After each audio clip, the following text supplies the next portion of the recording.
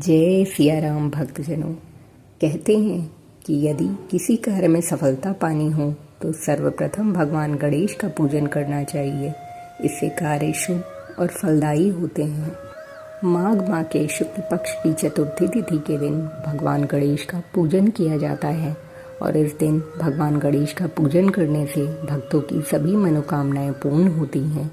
इसे तिलकुट चतुर्थी या माघ विनायक चतुर्थी के नाम से भी जाना जाता है।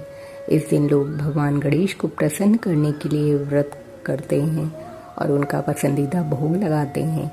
इस वर्ष गणेश जयंती का व्रत 13 फरवरी 2024 को रखा जाएगा। अगर आप भी ये व्रत रख रहे हैं तो पूजा के बाद व्रत कथा अवश्य पढ़ें, क्योंकि बिना व्रत कथा के कोई भी व्रत पूरा नहीं माना जाता है। मान्यता है कि गणेश जयंती का व्रत करने से मनोकामनाएं पूर्ण होती हैं। भगवान गणेश की कृपा से जीवन के सभी संकट दूर होते हैं। गणेश जयंती व्रत कथा का श्रवण करने से भक्तों की सभी मनोकामनाएं पूर्ण होती हैं और उनके सभी संकट कष्टों का हरण करते हैं हमारे भगवान गणपति। आइए श्रवण करते हैं गणेश जयंती व्रत कथा का। एक दिन भगवान भोलेनाथ स्नान करने के लिए कैलाश पर्वत से भोगवती गए। महादेव के प्रस्थान करने के बाद माँ पार्वती ने स्नान प्रारंभ किया और घर में स्नान करते हुए उन्होंने अपने मैल से एक पुतला बनाकर और उस पुतले में जान डाल दी। पुतले में जान आने के बाद माता पार्वती ने पुतले का नाम गणेश रखा। माँ पार्वती ने बालक गणेश को स्नान ले जाते वक्त मुख्य द्वार पर पहरा देने के लिए कहा। माता पार्वती ने कहा कि जब तक मैं स्नान करके ना आ जाऊं, किसी को भी अंदर नहीं आने देना। भोगवती में स्नान कर जब भोलेनाथ अंदर आने लगे तो बाल स्वरूप गणेश जी ने उनको द्वार पर रोक दिया। भगवान शिव के लाख कोशिश के बाद भी श्री गणेश ने उनको अंदर नहीं जाने दिया। भगवान गणेश द्वारा रोकने को उन्होंने अपना अपमान समझा और बालक गणेश का सर धड़ से अलग कर वो घर के अंदर चले गए। भगवान शिव जब घर के अंदर गए तो वो बहुत क्रोधित अवस्था में थे।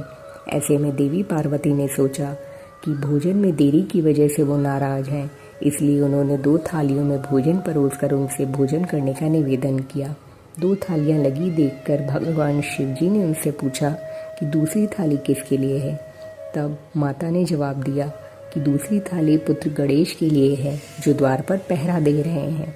तब भगवान शिव ने माता पार्वती से कहा कि उसका सिर मैंने क्रोधित होने की वजह से धड़ से अलग कर दिया। इतना सुनकर माँ पार्वती दुखी हो गई और विलाप करने लगी। उन्होंने भोलेनाथ से पुत्र गणेश का सिर जोड़कर जीवित करने का आग्रह किया।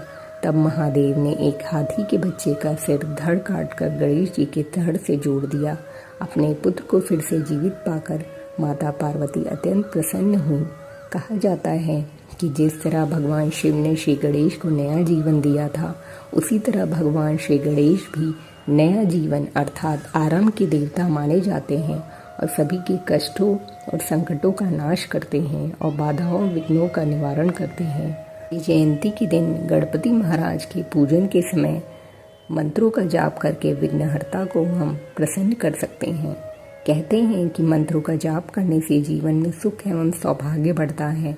माना जाता है कि सच्चे मन से भगवान का नाम स्मरण मात्र से भी उनकी कृपा प्राप्त की जा सकती है। अभी जो मंत्र मैं आपको बताने जा रही हूँ, इस मंत्र के जाप से आप भगवान गणेश को प्रसन्न कर मनोवांछित फल की प्राप्ति कर सकते हैं। ये मंत्र गणेश जी के बीज मंत्र गम से बना है। कहते हैं भगवान गणेश की पूजा के समय इस मंत्र का जाप करने से सभी मनोकामनाएं पूर्ण हो जाती हैं।